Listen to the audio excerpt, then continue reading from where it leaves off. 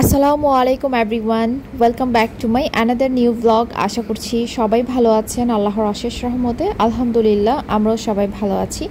আমার আজকের ব্লগটা হচ্ছে যেদিন আমরা চিটাগংয়ে আসলাম সেদিনেরই রাতের বেলার ভিডিও। আমরা ডিনারের পর এখন গোছগাছ করব, সেজন্য আরিশের বাবা হচ্ছে সব লাগেজপত্র সব কিছু নামিয়ে নিচ্ছে, ব্যাগট্যাগগুলো।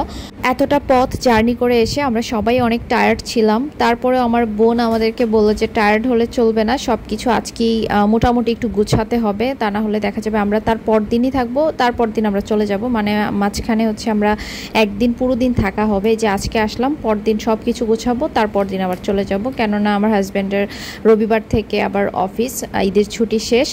আর এত হুট করে ও ট্রান্সফার হয়ে গিয়েছে, আমরা আগে থেকে কোনো প্রিপারেশন নিতে পারি নাই। এর মধ্যে আবার বাড়ি চলে যেতে হয়েছিল, কিছুই গুছায় যেতে পারি নাই। তো যাই হোক, আমার সাথে আমার বোন আসছে আমাকে হেল্প করার জন্য। আর আমার বোন আসাতে আমার এত পরিমাণ হেল্প হয়েছে যেটা আমি মানে বলে বুঝাতে পারবো না। এই যে রাতের বেলা শুধুমাত্র কাপড়গুলো গোছানোর আইডিয়া কিন্তু ওরই ছিল, যদিও এটা আমার আগে থেকে প্ল্যানে ছিল যে যেদিন যাবো সেদিন হচ্ছে আমার ওয়ার্ড্রোব আলমারির মানে যত কাপড় চোপড় আছে সেদিন রাতের বেলা চেষ্টা করব সব কাপড়ের ঝামেলাটা শেষ করে ফেলার জন্য।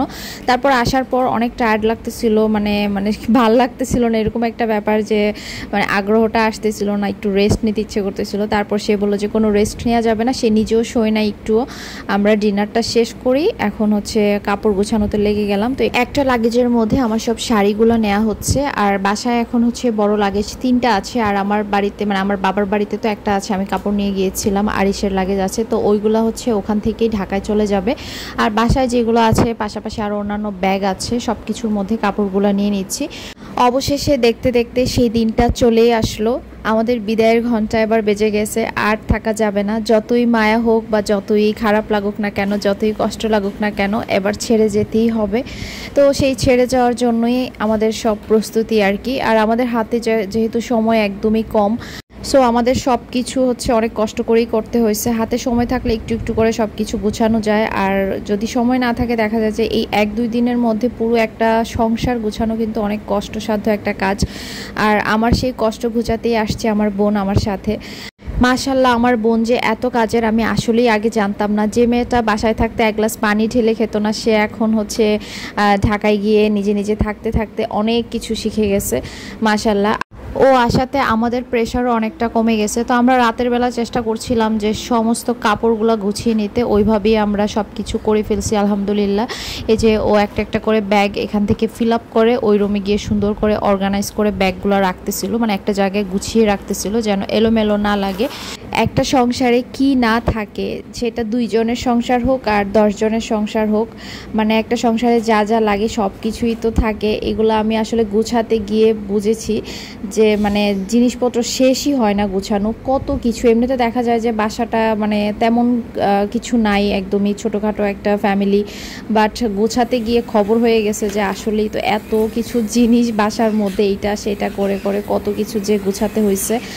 তো এই যে এখন আমার বোন আমার সিলভার প্লে বাটনটাকে নামাচ্ছে, নামিয়ে এটার প্যাকেটে করেই হচ্ছে এটাকে একটা সুন্দর মতো জায়গায় রাখবে যেন জিনিসটা নষ্ট না হয়ে যায়। আর এই বাসায় আসার পরে আমি এই সিলভার প্লে বাটনটা হাতে পেয়েছিলাম। যত্ন করে গোছানো একটা সংসারকে মুহূর্তের মধ্যেই হচ্ছে অগোছালো করে ফেললাম। আর এই যে আমাদের সব কাপড়গুলো গোছানো ডান মোটামুটি, আর যেগুলো আছে সেগুলো হচ্ছে আমরা পরদিন সকালবেলা থেকেই কাজ শুরু করব। আর এখানে ছোট ছোট শপিং ব্যাগ করে রাখা হয়েছে কিছু প্রয়োজনীয় জিনিস, এগুলো সব কার্টুনে যাবে। তো পরদিন আরিশের বাবা কার্টুন বস্তা টস্তা সব কিছু নিয়ে আসবে। এখন রাতের বেলা যতটুকু পারছি বাসায় যে ব্যাগগুলো ছিল সেগুলোতে কাপড়গুলো নিয়ে নিলাম আর কি। তো পরদিন সকালবেলা উঠেই হচ্ছে আমি একটু ভিডিও নিচ্ছিলাম, আমার খুব খারাপ লাগছিল। আর যে খারাপ লাগাটা আসলে মানে কি বলে বুঝাবো বুঝতেছি না। একটা দুজনের টোনাটনির প্রথম সংসার আমরা সাজিয়েছিলাম এই চিটাগং শহরে এসে, ছোট্ট একটা বাসা নিয়ে। এই বাসাটার মধ্যে যে আসলে আমাদের কত স্মৃতি, কত ভালোবাসা, কত মায়া দিয়ে জড়ানো আমাদের এই সংসার, একটা একটা চামচ করে আমি সব কিছু এই বাসায় এসে আমি মানে করেছি আর কি। এখানে আমরা দুজন একটু স্মৃতিচারণ করতেছিলাম, আরিশের বাবারও মনটা একটু খারাপই ছিল, স্বাভাবিক। এই বাসাটা আমরা অনেক অনেক মিস করব, আমরা দুজনই অনেক মিস করব, সাথে সাথে হচ্ছে আমার বেবিও অনেক মিস করবে আমাদের এই বাসাটাকে। সে মানে একটু পরপরই বলতেছিল, মা আমরা কি এই বাসাটাতে আর আসবো না, অনেক মিস করব আমি এই বাসাটা, বিশেষ করে আমার এই ছাদটাকে অনেক মিস করব। কারণ আমি ইচ্ছে মতো সব কিছু এখানে রোদে দিতে পারছি, বিকেলে হাঁটতে পারছি, থাকে না একটা সংসারের মায়া তো থেকেই যায়, থাকতে থাকতে অনেক মায়া হয়ে যায়, এটা সবাই আমরা জানি। তো সকালবেলা ঘুম থেকে উঠে আমি একটু ভিডিও করে নিচ্ছিলাম আর কি, আর আমরা হাজব্যান্ড ওয়াইফ একটু দুজন মিলে স্মৃতিচারণ করতেছিলাম বাসার। তারপর আম্মু আবার রুটি দিয়ে দিয়েছিল, চালের রুটি, মানে এগুলো সেকা রুটি ছিল, এগুলাকে এখন আমি পানিতে ভিজিয়ে গরম করতেছি। এইভাবে পানিতে ভিজিয়ে চালের রুটি গরম করে মাংস দিয়ে খেতে খুবই মজা লাগে, তো সেজন্যই আম্মু দিয়ে দিছে। তো এইগুলো এখন আমি সেঁকে নিচ্ছি। তারপর আমি আর আরিশের বাবা এখন সকালের নাস্তা খেয়ে নিব, আর আমার বোন হচ্ছে ঘুমাচ্ছিল, ও উঠলে ওকে নাস্তাটা দিব, সে ব্রেড আর ডিম ভাজা খাবে। আসলে চলে যাব তো রান্নাবান্নার ওই রকম কোনো কিছুই নাই, আমার ফ্রিজ একদমই খালি করে গিয়েছি।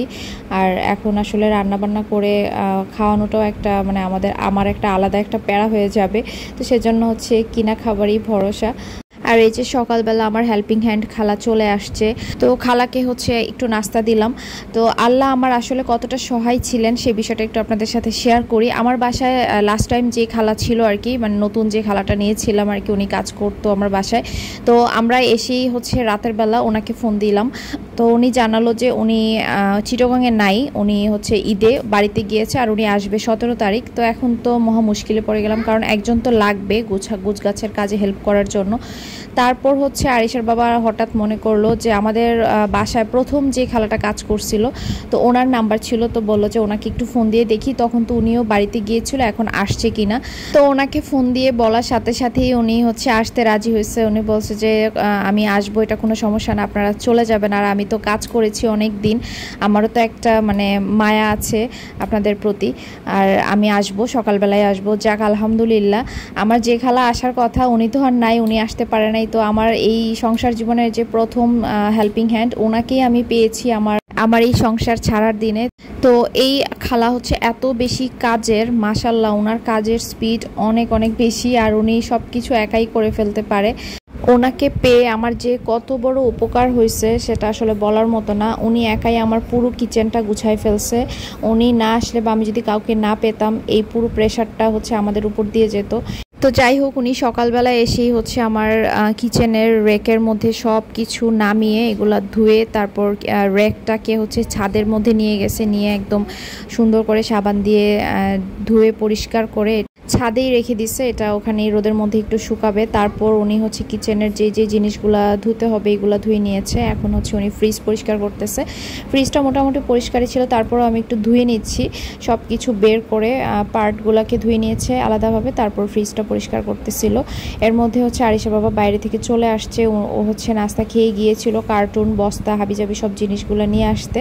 আর আজকে যেহেতু ফ্রাইডে ছিল, সব দোকান টোকান বন্ধ ছিল, ওকে অনেকটা দূর পর্যন্ত যেতে হয়েছে, কার্টুন পাচ্ছিল না কোথাও। তো পরে হচ্ছে পেয়েছে কার্টুন, তবে এগুলা হচ্ছে অনেক বেশি বড় না, আবার ছোটও না, একটু ভারী টাইপের কার্টুন পেয়েছে। তো হচ্ছে আসার সময় এখানে আইসক্রিম নিয়ে আসছে। এত গরম ছিল আজকে, কি বলবো, গরমে কাজ করতে করতে অবস্থা খারাপ হয়ে যাচ্ছিল। তারপর এখানে হচ্ছে ড্রাগন ফল, কোল্ড ড্রিঙ্কস, তারপর চা দিয়ে খাওয়ার জন্য টোস্ট বিস্কিট, তারপর চকলেট বিস্কিট, এগুলো নিয়ে আসছে। তো ওইদিকে তো খালা কাজ করতেছে, এখন আমরাও কাজ করতেছিলাম। তো এখন কাজের মাঝখানে হচ্ছে একটু আইসক্রিম খেয়ে সবাই ঠান্ডা হয়ে নিব, আর তারপর আবারও কাজ শুরু করব। তো এখন হচ্ছে এগুলো একটু নামিয়ে রাখতেছি। তো এই বিস্কিট আর খাওয়া হয় নাই, বিস্কিট বাড়িতে যাওয়ার সময় নিয়ে গেছি, বিস্কিট আর খাওয়ার টাইম হয় নাই। আর এখানে এই যে আইসক্রিম খেয়ে নিচ্ছিলাম, তো খালাকেও দিলাম। আমরা সবাই আইসক্রিম খেয়ে একটু হচ্ছে রেস্ট নিয়ে এখন আবারও শুরু করব কাজ। তো এখানে পূর্ণা আর ওর ভাইয়া মিলে হচ্ছে কার্টুনগুলোকে সেট করতেছে, আর এখানে খালা হচ্ছে বসে গেছে সব কাচের জিনিসগুলোকে সুন্দর করে পেপার দিয়ে একটা একটা করে মুড়িয়ে নিচ্ছিল। এই কাজগুলো উনি খুব সুন্দর করে করেছে। কার্টুনের মধ্যে সব ইম্পর্ট্যান্ট জিনিসগুলো নেওয়া হবে। ও আপাতত 6টা কার্টুন নিয়ে আসছে, লাগলে আরও নিয়ে আসবে। তো পরবর্তীতে আর লাগে নাই, কাচের জিনিস থেকে শুরু করে যত সব প্রয়োজনীয় ইম্পর্ট্যান্ট জিনিস ছিল, যেগুলো হচ্ছে ভেঙে যাওয়ার সম্ভাবনা বা নষ্ট হয়ে যেতে পারে, এগুলোই আমরা কার্টুন করেছি। আর বাকি সব কিছু বড় বড় বস্তার মধ্যেই নিয়ে নিয়েছি। কাচের জিনিসগুলো প্যাকেট হয়ে গেলে তারপর রান্নাঘরের আর বাকি সমস্ত জিনিসগুলো উনি গুছায় নেবে। খালা নিজেই সব কিছু করে দিয়েছে, আমার হচ্ছে কোনো কিছু বলতে হয় না, এটা এইভাবে করেন ওইটা ওইভাবে করেন। ওনার মনে হয় ভালো এক্সপিরিয়েন্স আছে, আর উনি অনেক কাজের মাশাল্লাহ।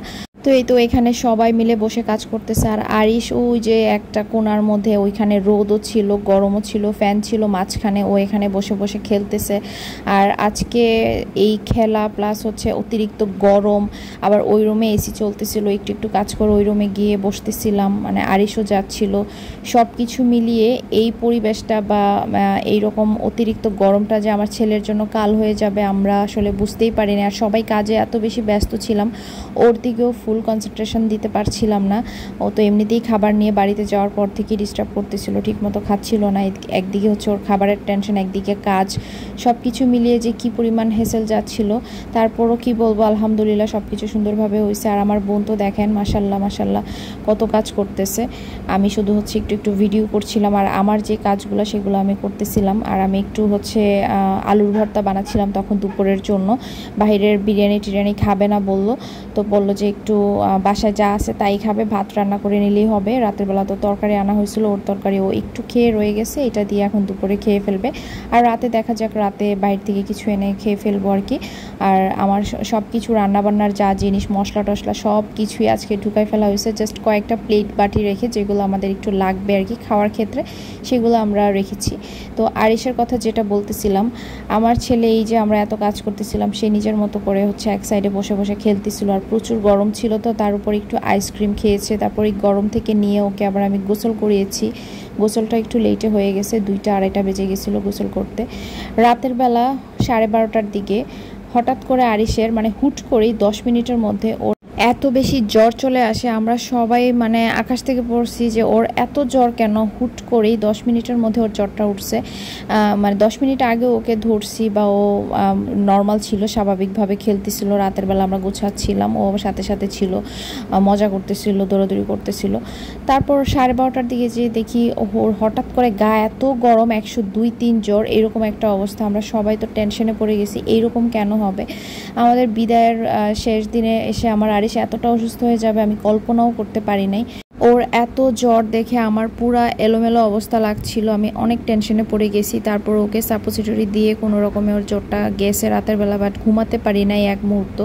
তারপর দিন দুপুরবেলা আমরা যখন বের হয়ে যাব, বাসা থেকে চলে যাব, তখন আবার ওর জ্বর আসে, মানে পুরা অসুস্থ হয়ে গেছে আমার আরিশ। সবাই আমার বাবাটার জন্য দোয়া করবেন। এই বাসায় আসার পর দ্বিতীয় দিন কিন্তু আমার আরিশ অনেক অসুস্থ হয়ে গিয়েছিল, আর এই বাসায় এখন এসে মানে ছাড়ার দিনে এসেও আমার আরিশ অসুস্থ হয়ে গেল। কেন এরকমটা হলো হুট করে বুঝতেছি না। আর অনেক বেশি গরম থেকে মানে ঠান্ডা গরম একটা ইমব্যালেন্স, তারপর হচ্ছে পরপর এতগুলো জার্নি করা, সব কিছু মিলিয়ে হয়তো বা হয়েছে। আর এখন তো সিজনটা খারাপ, সবাই অসুস্থ হচ্ছে, তো অনেক ভয়ে আছি আর কি। আমি খুব টেনশনে আছি, সবাই দোয়া করবেন আমার আরিশের জন্য। ও কিন্তু এখনও সুস্থ হয় নাই, এখনও ওর অনেক জ্বর। আমাদের বাড়িতে আসছি গতকাল, তো আসার পরেও কিন্তু ওর একটু পরপর ছেড়ে ছেড়ে জ্বর আসতেছে। তো এটা ছিল বিকেলবেলার ভিডিও। আমরা দুপুর 3টা 3:30 পর্যন্ত সবাই কাজ টাজ করে তারপর হচ্ছে সবাই একসাথে খাবার খেয়ে নিয়েছি। খালাও ভাত টাত খেয়ে তারপর হচ্ছে উনি চলে গেছে। তো উনি কালকে আবার আসবে সকালবেলা, সকালে আরও কাজ আছে। আর আমার রান্নাঘরের কাজ মোটামুটি সবই শেষ, আর যা কিছু আছে সকালবেলা এসে করবে। তো আমি ছাদে হচ্ছে গিয়ে এটা নিয়ে আসলাম র্যাকটা। তো ছাদে একটু হেঁটে আসলাম, মনটা একটু খারাপ লাগছিল, এই ছাদে আর হাঁটা হবে না। তো এই র্যাকটাও হচ্ছে উনি মুছে টুছে গেছে। তারপর এই তো রান্নাঘর একদমই ফাঁকা। আমার এত গুছানো সুন্দর রান্নাঘরটা একদম ফাঁকা হয়ে গেছে। যে রান্নাঘরে আপনারা অনেক অনেক ভিডিও দেখেছেন, এই রান্নাঘরে আর ভিডিও দেখবেন না আপনারা। এই বিষয়গুলো ভাবলেই না একটু খারাপ লাগা চলে আসে, কারণ একটা সংসার একটা মায়া দিয়ে জড়ানো, আর আমার মানে সংসার জীবনের প্রথম বাসা এটা, একটা অন্যরকম মায়া ভালোবাসা থেকেই যাবে। আর কি আর বলবো, এ শহরে হয়তো আসা হবে কিন্তু এ বাসায় আর আসা হবে না। তো আমি একটু ছাদ থেকে হেঁটে আসলাম, সবাই একটু ঘুমাচ্ছিল, রেস্ট নিচ্ছিল, আমার আর কিছু ভাল লাগতেছিল না। আর পুরো বাসা এলোমেলো অবস্থা, তো মানে সেজন্য মানে কেমন কেমন জানি লাগতেছিল। আমার আবার এলোমেলো অবস্থায় থাকতে আমার জানি কেমন লাগে, মানে নিঃশ্বাস বন্ধ হয়ে যায় এরকম লাগে আর কি। তো যাই হোক, মোটামুটি আজকে অনেকগুলোই আমরা কাজ করে ফেলছি, গুছিয়ে ফেলছি অনেকটাই। বাকি সব কিছু হচ্ছে সন্ধ্যার পর থেকে আবারও শুরু করব। তো সন্ধ্যার দিকে হচ্ছে নাস্তার জন্য আমি KFC অর্ডার করেছিলাম। তো এই যে খাবার চলে আসছে। আর আমার বোন কিছুই খেতে চায় না। প্রথমে পিৎজা নিতে চাচ্ছিলাম, সে বললো যে না পিৎজা খাবে না। তারপর KFCর কথা বললো, তো বললো যে না খাবে না, তোমরা খাও। কাজের বেলায় মাশাআল্লাহ সব পারে, কিন্তু খাওয়ার বেলায় আসলে কিছু জিজ্ঞেস করলেই খাবো না। তো আর কি করার, কেএফসি নিলাম। তো একটা পিস খেয়েছে মাত্র, বেশি নাকি খেতে পারে না। তো আমরা সবাই বসে সন্ধ্যার নাস্তাটা খেয়ে নিচ্ছিলাম। নাস্তা খাওয়ার পর হচ্ছে একটু রেস্ট নিয়ে আরিশের বাবা গিয়েছে বাইরে, আরও কিছু জিনিস লাগবে, কিছু বস্তা টস্তা লাগবে আরও, এগুলো আনতে গেছে। আর তারপর হচ্ছে এখানে পূর্ণা সব বস্তার মুখগুলো হচ্ছে বেঁধে নিচ্ছে আর কি। এখানে আরিশের খেলনার ছুরিগুলোও বেঁধে দিচ্ছে। এগুলো আর কোনো বস্তা টস্তাতে ঢুকাবো না, এগুলো এইভাবেই ট্রাকে তুলে নিবে আর কি। আর এই যে এখন হচ্ছে নাম্বার দিয়ে দিচ্ছে, কার্টুনেও নাম্বার দেওয়া হয়েছে, লিখে দেওয়া হয়েছে কোনটাতে কি আছে কাছের জিনিস বা কোনটাতে কী কী জিনিস আছে, এভাবে লিখে দিলে সুবিধা হবে। আসলে বাসা শিফটিংয়ের অনেক ঝামেলা, এই এক্সপিরিয়েন্স আমার নাই, এই প্রথম জীবনের। অনেক ঝামেলা, একটা সংসারে যে কত কিছু থাকে শেষই হতে চায় না আমাদের গোছগাছ। তো আমার বোন হচ্ছে সব কিছু সুন্দরভাবে একটা সাইড করে করে সুন্দর কিছু গুছিয়ে রেখেছে যেন এলোমেলো না লাগে।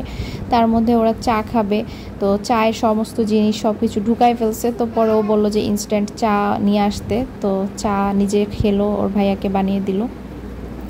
চাটা খেয়ে এখন ওইদিকে আরিশের বাবার র্যাকটাকে হচ্ছে এটাকে পার্ট করে নিচ্ছে, খুলে ওইটা কার্টুনে করে নিবে, ওইটার কার্টুন ছিল। আর পূর্ণা হচ্ছে এই ফাঁকে সব পর্দাগুলো খুলে নিচ্ছে।